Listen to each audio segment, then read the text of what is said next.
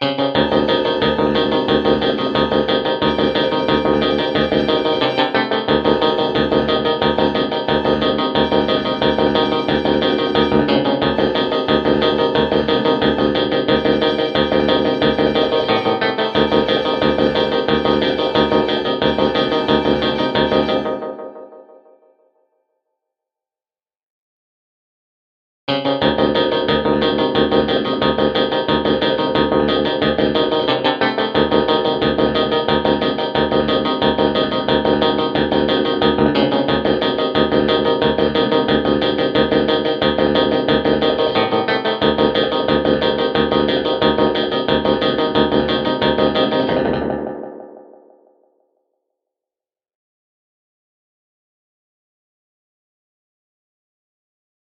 Kubrick Lover 1972 here, of course, also known as Brian.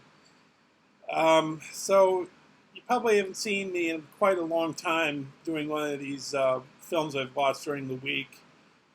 And to be frank, I've watched more films, but I can't remember them all, or if I do remember them, I can't remember exactly what my impressions were of them, or if I do so, even if I remember watching them. I don't know if I can remember if I liked them totally or if I didn't like them. Maybe I did, but I can't get into as much detail. So I've sort of been lazy. I don't know if lazy is the right word, but just not feeling motivated enough to do it. Maybe. Um, but I took three DVDs out of the library where I work, and I watched these fairly recently. Well, I watched the last one last night, and the previous one I watched maybe a few days before that, and the last one, the first one that I'll show you, the last one uh, that I watched, the third one, the one I watched first, I probably watched maybe a week or so ago. So I'll go with that first. Um, Mike, Grade 1951. I think you like Betty Davis and The Letter a lot, so I took that out of the library to see what I would think of it. So, um, this is about a woman who murders a man in Asia. At the start of the film, this man is running out of this house, and Betty Davis walks out of the house with a gun and she starts shooting him point blank, I guess you could say. And she let me try not to spoil this as, as much as I can. She um, she says that when her husband arrives at their house and a few other people, a few other men come over and ask about what happened. Um, she says that this man that she killed was coming onto her, trying to seduce her, and she was just fighting for her life. But she's familiar with this guy, and so one thing becomes another, and she has to be sent to prison. Um, I guess because she's Betty Davis or something, she's not put into like a real um, rough prison or anything, But and then they come across this letter. Um, Her lawyer, I guess, comes across a letter. If I'm recollecting this as best as I possibly can, and the letter says something different than what's been told at the start of the movie, and that basically the movie hinges on this letter, and Betty Davis needing to have possession of the letter. I guess I don't think that's spoiling anything, but the letter is integral to um, the plot and as to how things will resolve themselves. Um, so, what did I think of this movie? I thought it was kind of talky, and I know Hollywood films at that time period were kind of talky, and they were slow burns and all that. interpreting it correctly, I guess, or whatever. Um, so I guess I enjoyed it, but I thought I enjoyed it more than I did, more than I would. I mean, so I'm going to give it probably, well, I'll give it, I'll give it 3.5 stars out of 5 because I think the cinematography was very well done. The music score by Max Steiner was very beautiful. So I'll give it that. It's a neat, nice costume design. I don't think it was by Edith Head, but I think it's very well done. So I'll choose. I'll basically give it a 3.5 out of 5 stars. So that's good, close to excellent, but not quite there. So second film, I've heard about this film for a while, and it's sort of the person that plays the main character in this movie. It's sort of a departure for him, I believe, because he usually plays, and I think still does play kind of comedic roles and roles that are not too, heavily dramatic. But this is kind of a departure for him. This is Jack Black and Bernie, with Shirley MacLaine, and Matthew McConaughey. It's based on a true story. It's about a man named Bernie in Texas. He works at a funeral home, but he's like a very well-loved citizen of this town in Texas. I can't remember the name of it. And I just watched this a few days ago. I wish I could. It should be fresh on my mind, the name of the town, but for some reason I can't remember it. I'm a blank. I'm drawing a blank. Anyways, Bernie, he goes the extra mile with people that lose their loved ones. Like helping them choose the casket and giving them a great service and choosing good music for the service, and he's very active in the church and very helpful in the community. So one person that people are not too fond of, who's a really wealthy woman, is this Shirley MacLaine character named can't remember, but she. So Bernie, he comes to her house one day and he gives her some food and some soap, because her husband has passed away, and they develop a relationship with one another. The true story, I don't know how it compares to the Jack Black Shirley MacLaine angle. I don't know if it was much more serious, but anyways, I'm gonna try not to spoil this too much. She starts becoming very demanding on Bernie, her character, and they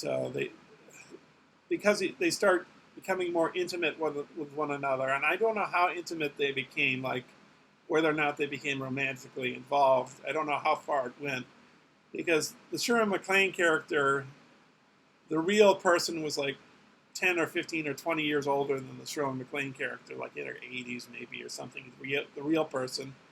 And Bernie, well, maybe he was old. Well, I don't know. I mean,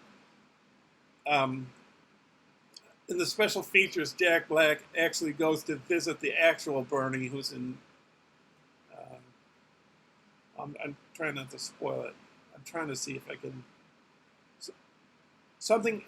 Something happens to the Shirley MacLaine character. What's her name? What's her character's name? What's her real name? I don't know. But you know what? If I remember the title, her last name, I'll put it in the comment here, and then you'll know. But I can see it in my head. It just won't. It just can't get it out of me. But she becomes very demanding, and he does something to her that he regrets, and he's trying to hide it, which I think you're by my saying that you're sort of cluing in on what I'm talking about. And the Matthew McConaughey character, he's very suspicious of the Jack Black character, the Bernie character, and when things start going awry, when Shirley MacLaine's character doesn't appear around town, he thinks something's up, and he's right, So I'll leave it at that. I'll give this film. I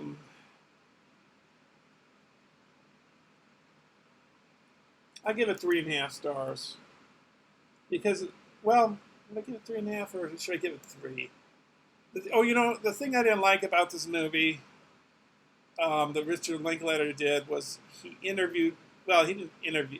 I don't know if they were the real citizens of this town or actors playing citizens of the town, but there was this documentary-like feel to the film, which is not a bad thing if you have a documentary-like style to a fiction film, or the film that's based on a true story, but it's using people playing the real people. But the people in this town, they don't just talk about burning. There's close-ups of these actors, actors playing characters or whatever. And they're talking about Bernie and how he's a wonderful citizen and all this stuff. And they're talking about the town and their philosophy of life and all that kind of stuff. And it was kind of dragged. It kind of was annoying. So for that, I'm going to take a star off. I'll give it 3 stars. So it's a good film, but not a great film. It's decent. It's a worth watch, but it's not excellent. So. And the last film I watched last night, and I'd say I was pretty impressed by this movie. It's Viggo Mortensen and Captain Fantastic with Frank Langella, and I think that's the only big names I can think of. I mean, it's about this father who raises his family in the wilderness, and he has a wife. And his wife commits suicide at the start of the film. You don't see her commit suicide, but he tells his family. And he homeschools his family. And his wife slit her wrist, basically. And so, the details of the funeral are happening. And her last wishes that she told her husband was, she's a Buddhist, first of all, so she doesn't want Christian burial. She wants to be cremated, and then she wants her ashes flushed down the toilet. So anyways, the Viggo Mortensen character gets in touch with the grandfather character, who's his character's father-in-law. And the Frank Langella character wants nothing to do with this guy because he's kind of like a hippie. He forces it. Well, does he force? That's not a good way to put it. He has his children read books, on the bus ride to the funeral, because he uses a bus for transportation for him and his family. But one of his young girls was reading Lolita, for example, and then in that particular scene. That daughter mentions rape, and his younger daughter, who's an infant, asks, "What's rape?" And then the Viggo Mortensen character says, "Well, that's when sex is unwillingly placed upon another individual, usually a man and a woman," I guess he says. And then the young daughter, the infant, she says, "What's sexual intercourse?" So he's sort of that kind of guy. He's a hippie. One day he walks out of the bus naked at a campsite, and these elderly people look at him kind of like shocked, as you might think, And when he visits his sister-in-law's house, and he's there with his family and his nephews. His nephews ask him how did Aunt whatever her name is, I can't remember her name. How did she commit suicide? And he says, oh, she slit her wrists, and his sister-in-law and his brother-in-law, didn't want him to say that, to their sons. And then at the same scene, he's one of his kids asks, "Can I have some wine, Dad?" And he starts serving wine to, I think one of his sons or daughters, can't remember. Anyways, that immediately shocks. Well, not that she isn't shocked already, the sister-in-law, but immediately they're getting really, really upset. And like this, another character, Steve Zahn, is in this. He plays the brother-in-law, and when they arrive at the house, at Steve Zahn character's house, and they're talking about Viggo Mortensen's wife, and they're talking about how much of a tragedy it is and how sad it is, and Viggo Mortensen says to him, I can remember the last time you were here. I mean, we were here, that you said something derogatory to my wife. And then he says exactly what she said, because he has this policy of being honest.